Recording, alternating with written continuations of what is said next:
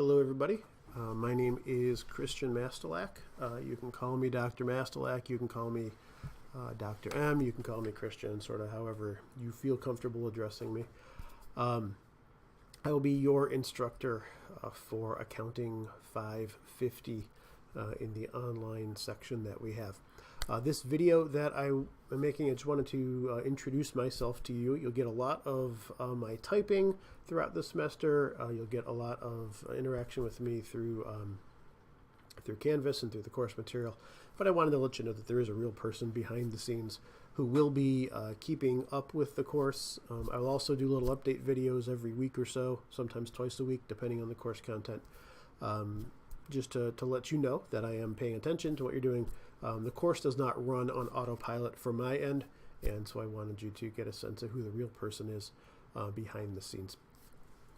Who am I, and what's sort of my story? I'm a Midwest guy through and through. I grew up in Cleveland, and so I'm an unhappy Browns fan, as though there's another kind.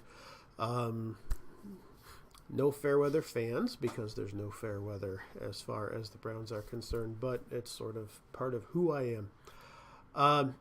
Went to Miami University in Oxford, down here.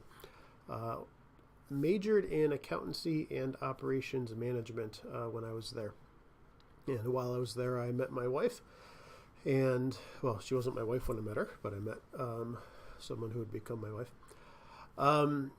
Graduated there in 1996 and then worked at two different accounting firms in the Cleveland and Akron area. While I was there, I worked in financial statement audit. I did tax preparation and planning. I did some business advisory and some business planning for new ventures. I was working there from the late 90s to the early 2000s when the first dot-com bubble grew up and burst. And during that early dot-com era, I did some business planning for some firms that sort of wanted to take better or worse business models and put them online. So I got to see some interesting business planning and entrepreneurial sort of work there. All my clients, all the firms I worked for were both small firms, regional firms, I guess you'd say. The clients were all small business entrepreneurial kinds of clients. So that's sort of where my practice background was. My dad was an entrepreneur, and so I sort of grew up in an entrepreneurial family.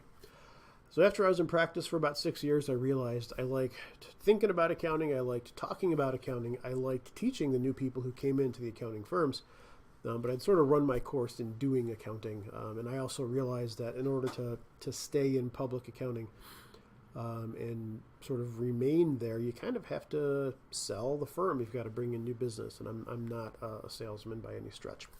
So I knew my days there were sort of numbered, and I said, well, what would I do if I didn't have to work for a living? I'd go back to school. College was awesome. I don't know why I wanted to graduate. So I said, let me be a professional student for the rest of my life, and no one would pay for that. So I had to do the second best thing. I had to actually figure out a job where I could spend my life on college campus, and so that's what I've done. So in order to do that, I got a PhD. I went to Michigan State and got a PhD in accounting there. Graduated there in 2007 and came to Xavier. I mentioned my wife is from Cincinnati, and she was tired of not living in Cincinnati and said, you will get a job in Cincinnati, yes. And I said, I will get a job in Cincinnati, yes. And so Xavier happened to be looking for someone in 2007, and so that worked out very well. And so I've been here since the fall of 2007, going into my 11th year. And I love it here. I'm still waiting for the other shoe to drop. It's a fantastic place to work. My colleagues are excellent. The students are excellent. The work environment is excellent. It's a ridiculously good gig, and I'm very thankful to have the opportunity to work here.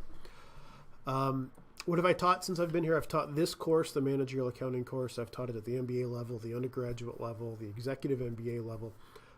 I've also taught a slightly different version of the course for accounting majors called cost accounting.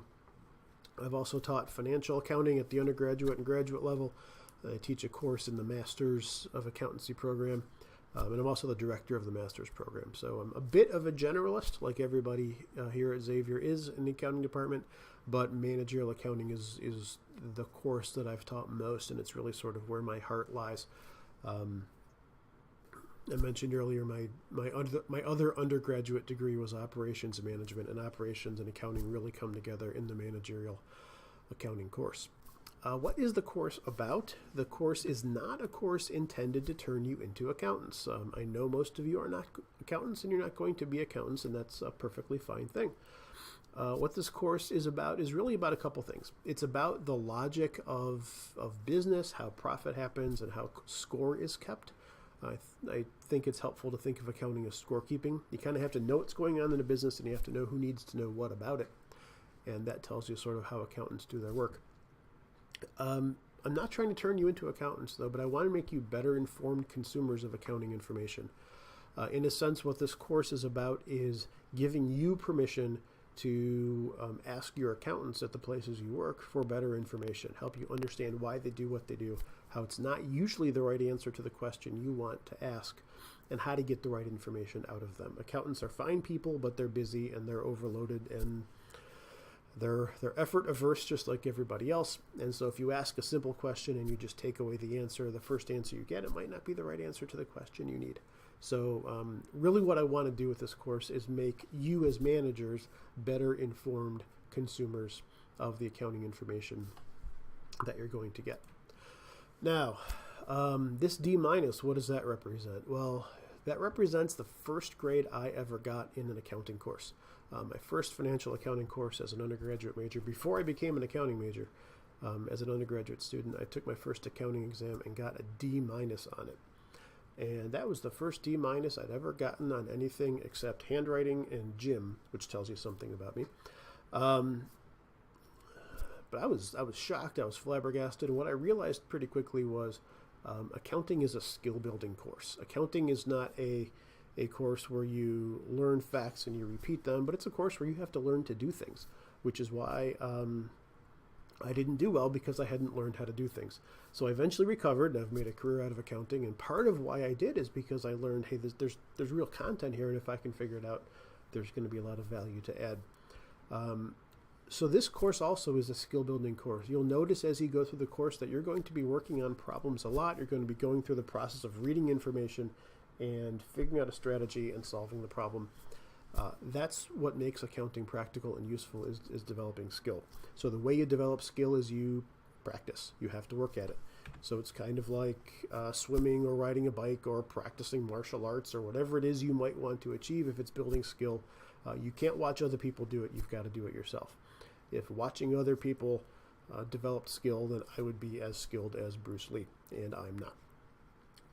So you need to work at it and develop skill. So if it feels like you're working through an awful lot of problems, you are, because that's the way understanding accounting sort of has to work. So I apologize if that's not what you are looking for, but that's the only way I know of to teach the class in any meaningful and value-adding way.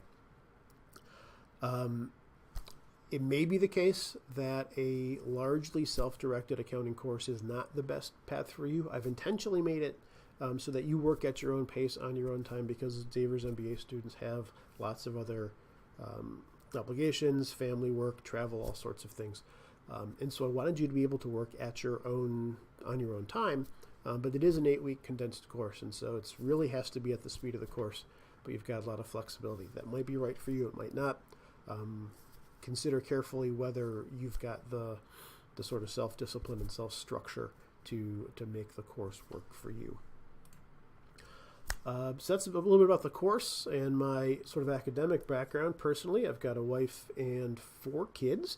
The boys you can probably see are adopted. Josiah is from Ethiopia and Simon is from China. The girls are not adopted. The girls are 11, almost 12, and 9, and the boys are 8 and 3. What else about me? Oh yeah, when I was in graduate school, became a Christian, and since we've been here in Cincinnati, I've been an elder and a treasurer and a trustee at my church, Grace Bible Presbyterian Church.